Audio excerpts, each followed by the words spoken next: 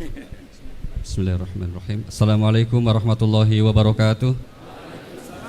Alhamdulillah, salatu wassalamu ala rasulillah wa ala alihi wa sahbihi wa mawalah amma ba'd. Yang sama-sama kita hormati Bapak Kiai Haji Bahauddin Nur Salim atau Gus Baha, Habib Hussein, Habib Ali, Bapak Ibu sekalian, rahimakumullah.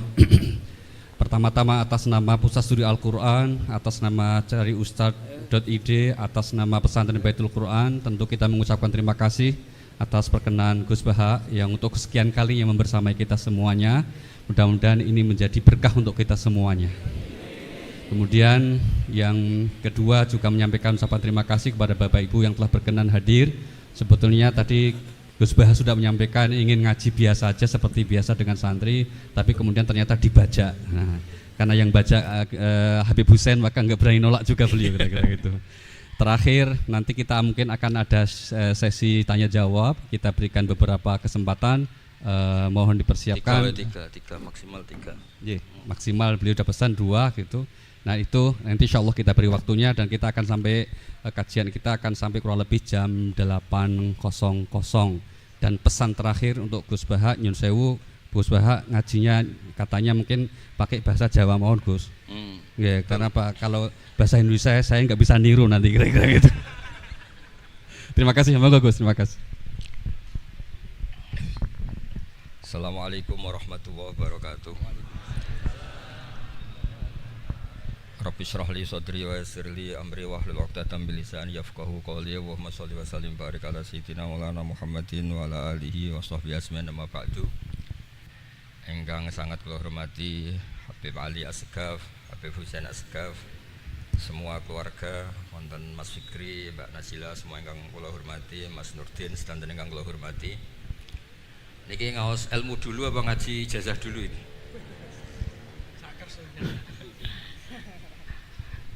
Ini kok malah aneh. Buat usah ribet.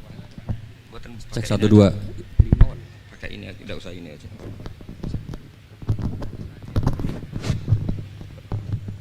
Gampang mana? Jelas. Nah.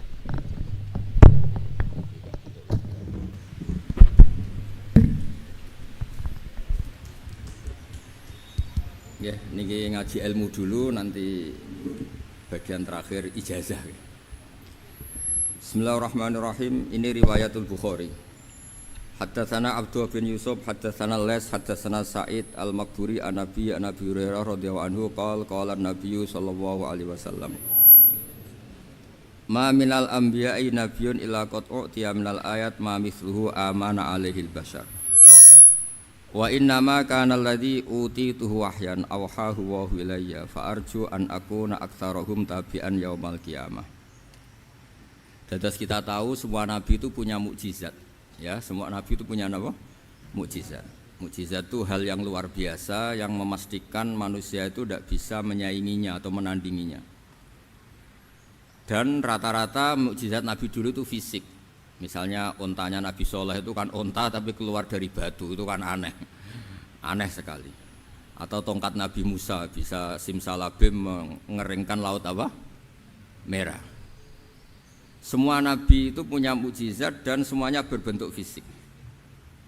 Kecuali mukjizatul Rasulullah sallallahu alaihi wasallam itu berupa Al-Qur'an. Al-Qur'an itu konsep ilmiah. Terus kata Rasulullah sallallahu alaihi wasallam, tapi saya karena Quran itu justru berharap pengikutku besar dan sampai hari kiamat. Sekarang kita logika ya. Andaikan kamu punya tongkatnya Nabi Musa, kalau kamu suka uang, kepikirannya dijual apa dipakai? Kalau kamu suka uang, dipakai. Kalau kamu ahli suudon itu pikirannya ndak, ini asli ndak. Karena yang melihat di Turki itu ya sebagian gitu. Kalau yang suka perdukunan itu bayangkan tuh miliknya. Mungkin dipakai ngakali orang atau apa, pokoknya bayangkan tuh miliknya. Kalau yang kolektor pikirannya itu nanti ini laku berapa. Tapi kalau peneliti mungkin pikirannya itu ini asli apa enggak? Bukti aslinya apa? Repot lah. Lagi pula kalau kamu punya utang terus mau apa? Istri kamu marah mau apa? Kalau pakai tongkat. Nah, beda dengan mukjizatnya Quran itu semuanya apa? Ilmiah. Orang yang sedang harmonis dengan istri bisa pakai ayat di antara ayat-ayat Allah itu apa? Wa ja'ala bainakum mawaddatan warahmah.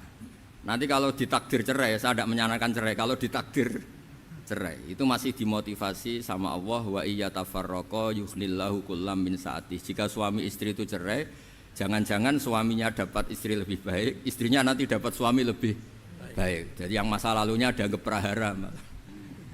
Kan banyak orang suaminya meninggal ketika nikah lagi ditanya, kangen sama suami pertama, alhamdulillah ini lebih baik. Padahal suaminya yang meninggal itu berharap istrinya ini kangen, ternyata dia sudah syukur dapat suami yang lebih baik. Jadi Quran itu menunggui kita ila yaumil qiyamah. Kita tidak bunuh diri, itu ya barokahnya Quran. Karena problem apapun kita dinasihati sabar, dinasihati sabar. Kan nggak mungkin kamu pegang tongkatnya Nabi Musa, punya masalah apa saja ngelihat tongkat, bisa apa tongkat. Tapi kalau Quran kan nasihat, solusi. Makanya Nabi berharap dengan Quran ini, saya berharap pengaruh saya, pengikut saya terbanyak ila yaumil qiyamah. Terus beliau dikomentari begini sama, ini Fathul Bari, sarahnya Bukhari. Al-muradu anna mu'jizatil anbiya inqaradat binqiradi a'sorihim. Falam yusyahidha illa man hadaraha. Problem mukjizat nabi-nabi dulu itu kan fisik, sehingga yang tahu kalau Nabi Soleh punya unta yang ajaib itu yang tahu ya hanya yang hadir saat itu. Yang tahu kalau tongkat Nabi Musa bertuah itu juga yang tahu hanya yang hadir saat itu. Selebihnya tahu tongkat ya di museum. Tapi kalau Quran menjadi solusi, menjadi panduan, menjadi pegangan itu ila yaumil qiyamah. Kita beri contoh ya, Quran panduan yang paling gampang misalnya begini. Dulu ini cerita ya. Dulu itu ada orang kafir cerdas namanya Jubair bin Mut'im. Itu saking pinternya dia, pinter juga tokoh. Itu sebagai delegasi pembebasan Asra Badrin. Jadi tawanan-tawanan perang Badar itu mulai dulu ya ada negosiasi mau dibebaskan. Terus orang-orang kafir ini menugaskan namanya Jubair bin siapa? Mut'im. Ini ada di Bukhari. Karena ini ngaji di Jakarta. Kalau orang nggak tahu hadis juga tanya ini sahih enggak gitu. Wong nggak tahu kok tanya itu, wah aneh-aneh. Padahal kalau dibodoni itu ya nggak tahu. Tapi ya tetap tanya, hadisnya ini sahih enggak? Ini kata kiai apa kata nabi ini ya? Memangnya kata nabi kamu dengar kan ya lewat kiai. Emang. Setelah itu Jubair itu datang ke Madinah. Dengerin ya, datang ke mana? Madinah.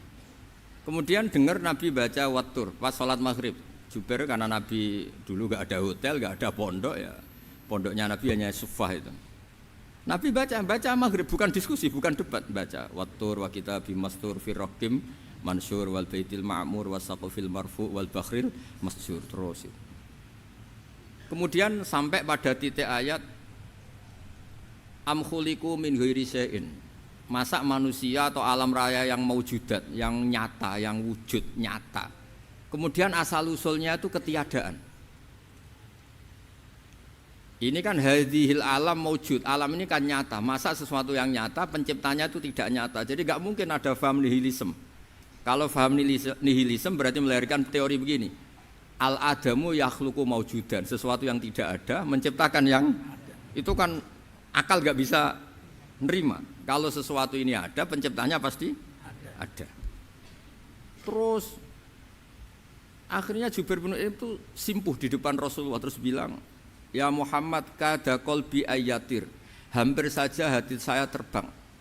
Kalau riwayatnya Imam Ahmad, faka'anna masudi qalbi, hati saya dihancur. Semua teori yang saya bawa untuk ngelawan kamu sekarang luluh semua, hancur semua. Yang benar adalah teori Anda bahwa Tuhan itu satu dan Tuhan itu ada sebelum semua makhluk.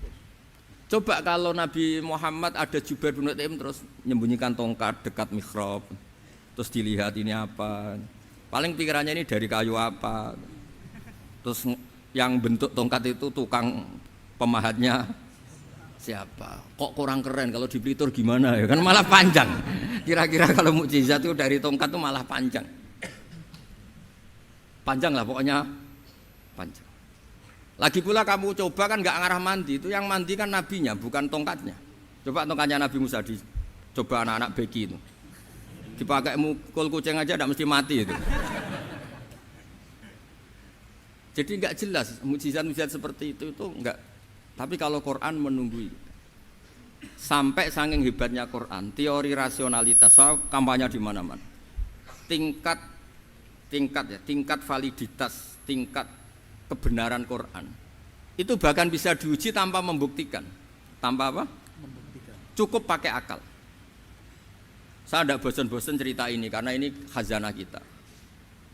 Di kitab Nailul Ma'mul itu, di kitab Usul Fikih. Saya berkali-kali cerita ini karena ini untuk menunjukkan bahwa Quran itu liqaumi ya'qilun, liqaumi yatafakkarun. Ada seorang kiai, seorang ustadz, kiai dulu itu ya memang orang soleh, alim terus jadi kiai. Kalau kiai sekarang tuh macam-macam, nganggur terus ingin jadi kiai, terus daftar gitu.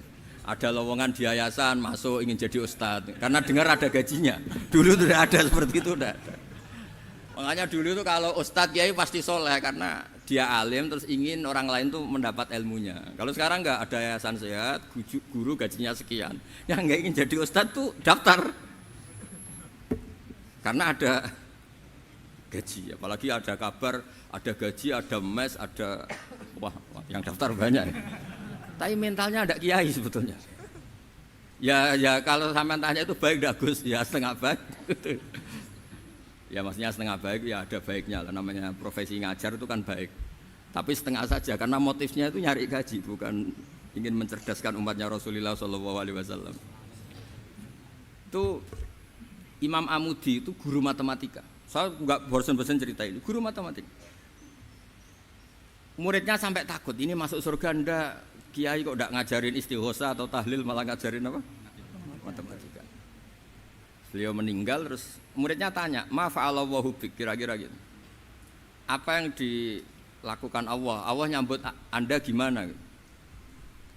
Terus kata Imam Amudi, "Bagus, saya disuruh ngajar malaikat." Karena malaikat kan enggak pernah kayak anak beki gini ngaji gini. Malaikat itu enggak pernah ngaji, dia iman saja karena tahu surga, tahu neraka terus iman gitu aja.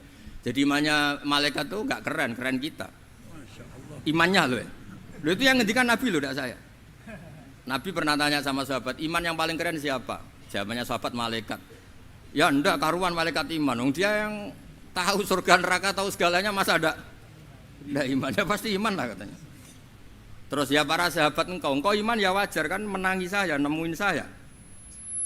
Yang hebat itu orang-orang yang tidak melihat saya, tidak saya didik tapi tetap iman. Karena dididik akal, ya tadi dididik Quran, apa dididik Quran. Sama siapa? Teks bahasa Arabnya masang. Terus Imam Amudi kata Allah, suruh dia ngajarin para malaikat cara menemukan saya. Malaikat dikumpulin terus Imam Amudi disuruh ngajar.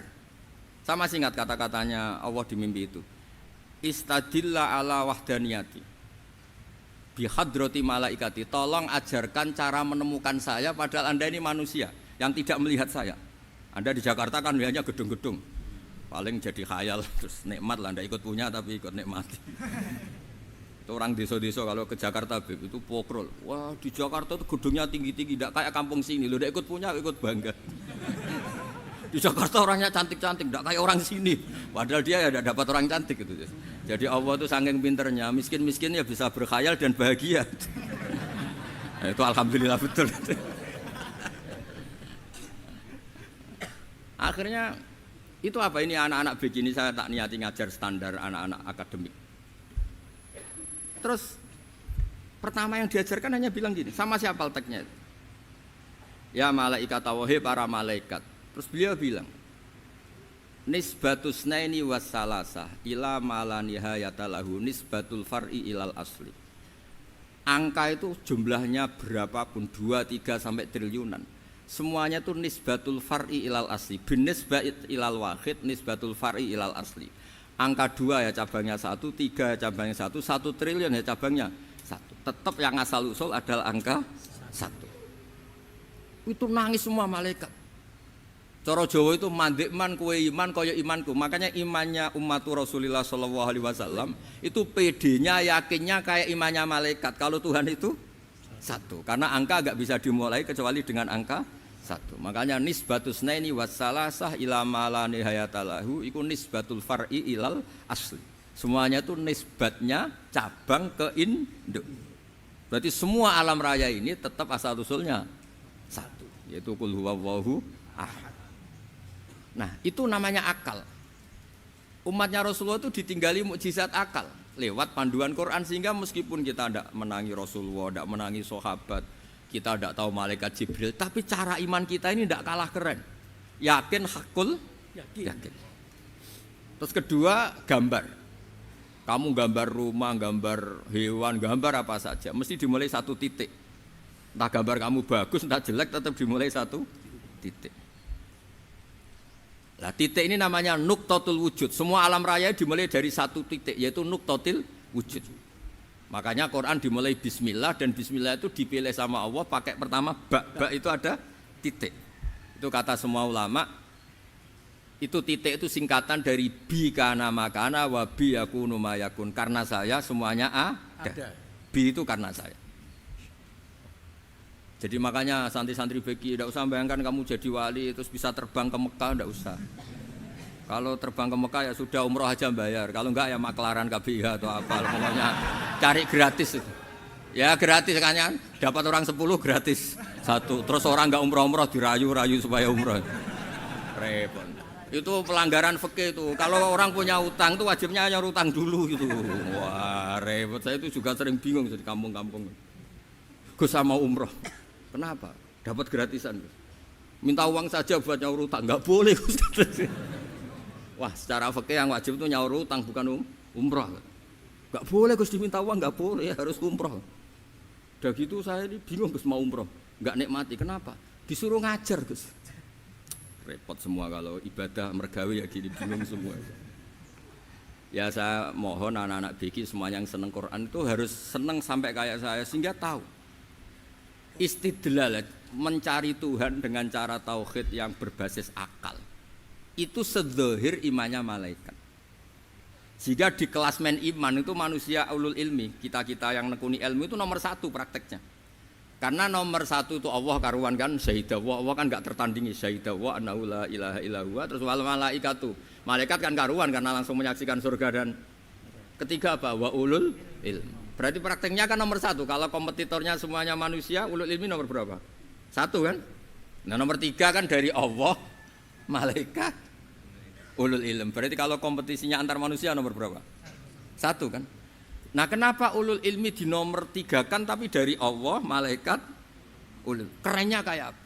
Karena cara iman ulul ilmi itu enggak ada ragunya sama sekali. Kamu ragu enggak kalau 2 itu cabang dari 1, asal usulnya 1? Enggak pernah ragu kan?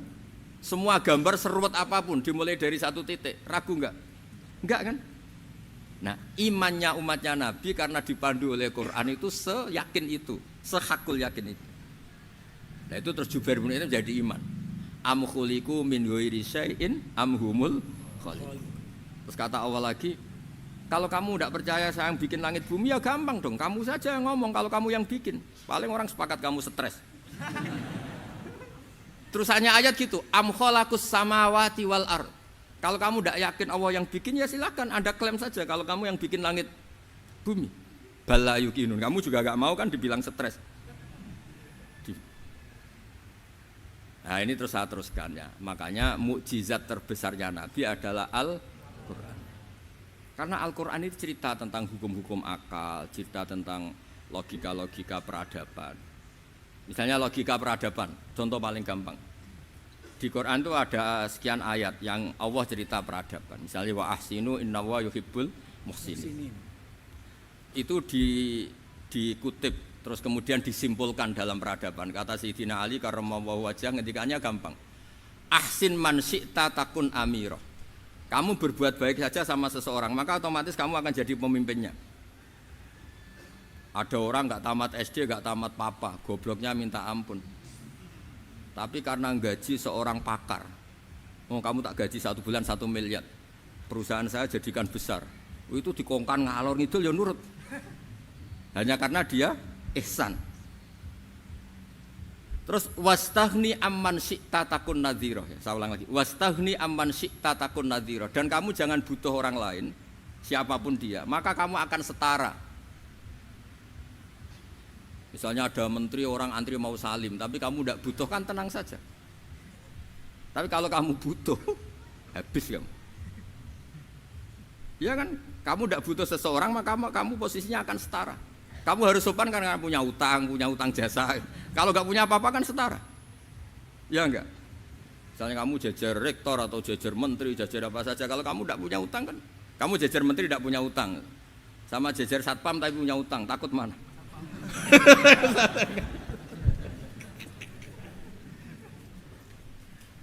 Kalau butuh itu mesti kalah kan?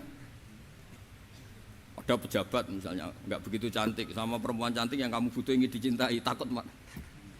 Padahal nggak jelas orang ini pangkatnya apa, nggak jelas. Jadi dalam hukum sosial itu kata Sidina Ali, wastaghni aman syi'ta takun nadhira. Kamu jangan butuh seseorang maka kamu akan setara. Terus yang terakhir, wahtas ilaman syi'ta takun asiro. Asiro pakai sin. Dan silahkan butuh seseorang maka kamu akan jadi budak dia. Ya coba misalnya Anda seorang profesor, seorang alim, seorang getop, misalnya mencintai janda di ujung kampung sana, jalan kaki 2 kilo, padahal itu gak tamat SD, tapi gara-gara seneng, kacau kan, logika kepangkatan hilang semua kan. Jadi itu hukum peradaban, itu mewakili isi-isi sosial yang diterangkan Quran. Ya, jadi paketnya 3 tadi ya. Ahsin man syi'ta takun amiro. Kamu berbuat baik sama seseorang maka kamu bisa memimpin. Wastaghni amman syi'ta takun nadhira. Kamu jangan butuh seseorang maka kamu akan setara. Mbok kamu ketemu orang terkaya di dunia. Yo ketemu orang terkaya di dunia, kamu jejer, kamu tidak butuh dia. Tenang kan bisa setara kan? Tapi kalau butuh harus sopan, ngajukan proposal, harus berakhlak karimah. Makanya sekarang Anda kok berakhlak kenapa? Ternyata mau nyalek. Biasanya enggak berakhlak kok berakhlak. Ada apa ini? Makanya guyonan di Rembang itu Beb Husain itu. Kalau ada orang mendadak sopan sama temannya curiga, kok tumben sopan, mau utang ya?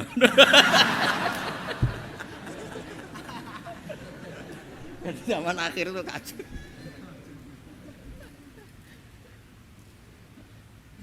Ya di semua daerah gitu ya sama Pak Rektor ya. Kalau ada teman biasanya nggak sopan kok sopan, itu temannya curiga. Ini Pak Rektor UI ikut kaji. Kok tumben sopan, ada apa ya? Karena di mana-mana orang butuh itu pasti beretika. Kamu punya teman paling berdua, kalau mau utang berakhlak gak? Atau misalnya kamu punya adik cantik terus punya teman berdua, kalau cinta adik kamu berakhlak gak? Biasanya nggak sama sekali nggak berakhlak. Gara-gara butuh menjadi berakhlak. Ya jadi hukum sosial itu ya kuncinya 3 tadi. Ahsin man syi'ta takun amira. Wastaghni amman syi'ta takun nadhira. Terus wahtas ila man syi'ta takun asira. Kalau kamu butuh seseorang pasti kamu dibikin hina. Asir itu tawanan. Nah, Quran itu bicara sosial itu lengkap. Dan itu yang nunggui kita. Kita punya tetangga yang kurang baik, ya seneng. Punya tetangga baik, ya seneng.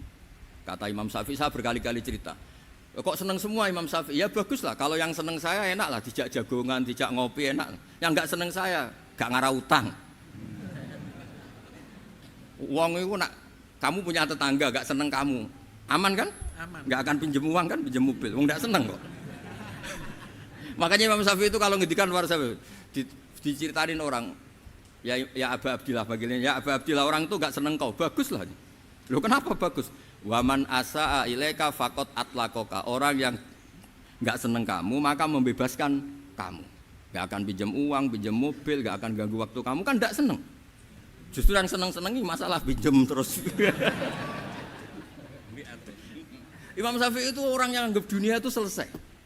Ada yang cerita, ya Aba Abdillah, orang yang tadi cium tangan engkau, yang hormat engkau, di luar maki-maki engkau, ngerasain engkau, ngata-ngatain engkau. Ya bagus lah. Kok bagus gimana? Berarti saya wibawa, depan saya tidak berani. Berarti saya wibawa, di depan saya tidak berani. Berarti itu makomnya sudah kulillah sumadarhum fi khawdihim yal'abun. Sudah dunia itu selesai, sudah agak penting semua.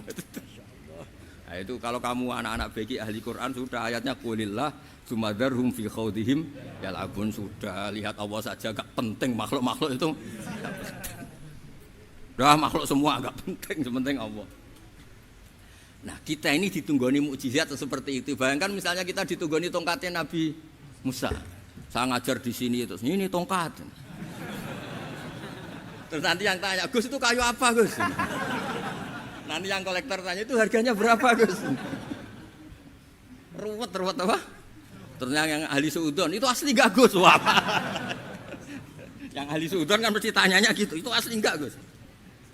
Repot-repot pokoknya. Tapi kalau Quran kan jelas, kenapa? Jelas. Ya terus saya teruskan. Fala yamurru terus al-murad anna mu'jizatil anbiya in qaradat binqidari aqsam satu wa mu'jizatul Quran mustamirratun ila yaumil qiyamah wa kharquhu lil adat fi uslubihi wa balaghatihi wa ikhbarihi bil mawhibat. Terus kata ini yang ngarang Fathul Bari sarahnya Imam Bukhari. Fala yamurru asrun minal aqsar illa wa yadharu fihi syai'un mimma akhbaru bi annahu sayakun yadullu ala sihhati da'wahu. Wa hadza aqwal muhtamilat. Wa takmiluhu fil ladzi ba'da. Wa qilani ya. Anal al makna anal mukjizat al madiyah kanat khissiyatan tusyahadu bil absar kana qoti soleh wa asa Musa. Mukjizatnya nabi-nabi dulu itu hanya penyembuh, hanya pelengkap, hanya nuruti keinginan mata. Seperti dahsyatnya apa? Laut Merah di sebelah apa dipukul sama tongkatnya Nabi siapa? Itu semuanya itu hanya memanjakan mata. Urusan mata. Terus wow itu. Tapi kalau mukjizatnya Nabi Muhammad itu berdasar akal. Maksudnya berdasar akal nih dengerin ya. Dengerin betul. Ketika Laut Merah terus tersibak kan wow itu keren kan? Terus kita bilang menyimpulkan, wah kita tidak akan mampu. Itu bodoh sekali kesimpulan kita tidak akan mampu. Meskipun bikin nyamuk Anda juga tidak mampu. Loh untuk memutuskan tidak mampu saja kok sampai pertunjukan seperti itu tuh laopo, cek goblok gitu. Nah kalau kita karena umat yang pinter untuk memaksa kita nggak mampu, Allah bilang innallaha la yastahi ayadriba mathalam ma ba'udah. Kita melihat nyamuk langsung berkesimpulan tidak mampu. Saya berkali-kali cerita nyamuk itu sudah kecil, masih punya urat, uratnya kayak apa? Masih punya kuman, kumannya seberapa? Ya enggak? Nyamuk itu kecil, punya organ tubuhnya punya urat. Itu kalau kamu pinter, antara tongkatnya Nabi Musa menyibak Laut Merah sama nyamuk itu sama-sama berkesimpulan melahirkan satu faham bahwa kita tidak. Loh, untuk memaksa tidak mampu saja kok menuju pertunjukan ada onta keluar dari batu Naqatu Soleh, ada tongkat yang bisa mengeringkan Laut Merah. Cik goblok ya. Lah kita alhamdulillah tidak jenis goblok yang seperti ini. Untuk ikrar bahwa Allah itu hebat ala kulli syai'in cukup lihat nyamuk, kagum kan? Sudah tidak usah bikin hidup. Saya berkali-kali mencontohkan. Para pemahat tak suruh bikin patung gajah itu mampu. Tak suruh bikin patung nyamuk kalau bisa. Nyari materi dari apa coba? Gampang mana bikin patung gajah sampai patung nyamuk? Gajah, makanya Allah bikinnya contoh itu untuk ijaz itu pakai nyamuk bukan pakai gajah. Itu kalau ustadz-ustadz yang agak jorok malah contohnya nyamuk Gus. Itu kecil. Itu kayak apa? Di dalamnya dia hamil. Itu anaknya kecil lagi, telurnya kecil lagi, itu gimana itu cara bikin ini? Makanya di sini ini ada kitab Itqan, itu komentarnya itu lucu. Ini kitab Al-Itqan karangannya Imam Suyuti. Ini persis komentar saya tadi yang kata Imam Suyuti, pengarang kitab Itqan. Wa ya imma khissiyah wa imma aqliyah. Jadi mukjizat itu ada yang fisik, bisa dilihat indra, panca indera, bisa dilihat akal. Wa aktsaru mu'jizati Bani Israil kanat khissiyah li baladatihim. Bilada itu goblok. Wakil lati basoirihim. Dasar wong goblok. Mukjizat itu ngenteni sing wow. Maksudnya dasar untuk ngakui Allah hebat saja kok nunggu hal-hal yang seperti itu gitu. Paham gitu? Mergo likil lati napa aklihim. Wa aksaru mu'jizati hadhil ummah aqliyatun li farati dzakaihim wa kamali afwahihim. Dan mukjizatnya umat ini semuanya berdasar akal karena sudah cerdas. Jadi andaikan kita melihat tongkatnya Nabi Musa menyibak Laut Merah dengan melihat nyamuk, kesimpulan kita sama-sama wow, sama-sama keren, sama-sama memastikan kita tidak mampu. Makanya terus Quran menerangkan kita wa ma min dabatin fil ardi wala ta'iri yatiru bi janahihi illa umamun amsalukum. Jadi keseharian kita lihat burung kok terbang. Itu sudah ayatun min ayatillah. Paham nggih? Dados niki kudu bangga ditunggoni napa Quran, nggih ditunggoni napa Quran. Wa mu'jizatul Quran tusyahadu bil basirah fayakunu mayatabi'u li ajlihi aksar. Terus li annal ladzi yusyahadu bi ainir ra'si yang qaridu bingkiradi musyahidi. Sesuatu yang tampilan dahsyatnya itu disaksikan mata, maka itu bisa habis. Era tongkat Nabi Musa seperti itu habis enggak? Bisa mengeringkan Laut Merah, habis kan? Tapi era mukjizatnya Quran ila yaumil qiyamah. Ya contoh sosial, saya kembali lagi ke sosial. Kamu punya teman awet atau punya istri awet, itu konsepnya ya wal kadhiminal ghaidh, agak gampang tersinggung. Coba kalau kamu setiap tersinggung putus, setiap tersinggung habis, kamu tidak punya teman, tidak punya istri. Sampai kita awet seperti ini, kalau kecewa ya wal kadhiminal ghaidh, ngempet. Termasuk saya ini, biasanya ngaji khusus terus baca gini ya kecewa. Tapi barokahnya diwarai Quran wal kadhiminal ghaidh, ngempet Gus, ngempet. Terus kecewa sama teman, kenapa tidak putus? Karena wal afina aninna, sudah kalau kecewa maafkan. Coba kalau kita kecewa presiden demo, kecewa menteri demo, kecewa orang tua minggat, ya kalau dicari, kalau tidak kan malu. Saya itu punya teman tak tanya, kecewa Gus sama bapak itu, kenapa tidak minggat? Malu. Kenapa malu? Takut gak dicari. Itu orang tuh paling malu itu kalau keluar dari rumah nggak di. Saya punya teman lagi, saya ini takut mati Gus. Kenapa? Takut istri saya tidak nangis Gus. Itu kematian terburuk itu kalau sudah mati tahu istrinya ada nangis, itu malu betul itu. Makanya jangan mati, pokoknya pastikan orang sekeliling ada nangis itu baru berani mati, kalau enggak jangan. Ya jadi mukjizatnya Nabi itu luar biasa. Walladzi yusyahadu bi'ainil aqli bakin yusyahiduhu kullu man jaa ba'dal awali mustamirran. Sesuatu ilmiah, sesuatu agama atau apa saja yang logis itu akan abadi ila yaumil. Kayak tadi ketika kita kecil diajari apa? Wujud, qidam, baqa, mukhalafatul hawadisi, qiyamuhu binafsihi, wahdaniyat, qudrat, iradah. Itu ila yaumil qiyamah. Karena kita pasti punya logika tadi, masa alam raya yang maujud didahului ketiadaan. Kemudian ketiadaan ini kita rumuskan, ketiadaan inilah yang bikin alam raya. Di mana-mana nihilisme, ketiadaan ya layu asfiru say'an, namanya tiada ya tidak punya akibat apapun. Yang punya akibat apapun ya sesuatu yang wujud. Loh itu kan ila yaumil qiyamah, sampai kapanpun teori itu akan nunggui kita ila yaumil qiyamah. Tapi kalau tongkat Nabi Musa ketika kita tidak melihat kan punya alasan tidak ngandel, Musa tidak tahu. Tapi kalau kamu seperti ini, orang paling mulhid sekalipun, paling ateis sekalipun, terus ditanya, bisa enggak Anda mulai angka di luar angka 1? Tidak bisa kan? Makanya benar Imam Amudi tadi, ketika diminta Allah, istadilla ala wahdaniyati bi hadrati malaikati, tolong ajarkan kenapa manusia begitu yakin kalau saya ini satu, padahal mereka tidak melihat saya. Terus beliau ngendikan, apa? Nisbatus naini wassalasa ilal wahid nisbatul far'i ilal asli. Angka 2, 3 sampai enggak terbatas, semuanya dibanding angka 1 itu nisbatul far'i ilal asli. Semuanya itu cabang dari angka 1. Itu mbok siapapun enggak usah ditunggoni nabi, enggak usah ditunggoni wali. Logikanya akan seperti itu. Itu yang dimaksud apa? Walladzi yusyahadu bainil aqli bakin yusyahidu kul man ja'a badal awal mustamir. Ya ini masih ada waktu seperempat, ini ijazah. Kalau ijazah enggak boleh tanya, ijazah ini. Dan itu yang fotokopi lebih besar itu ijazah.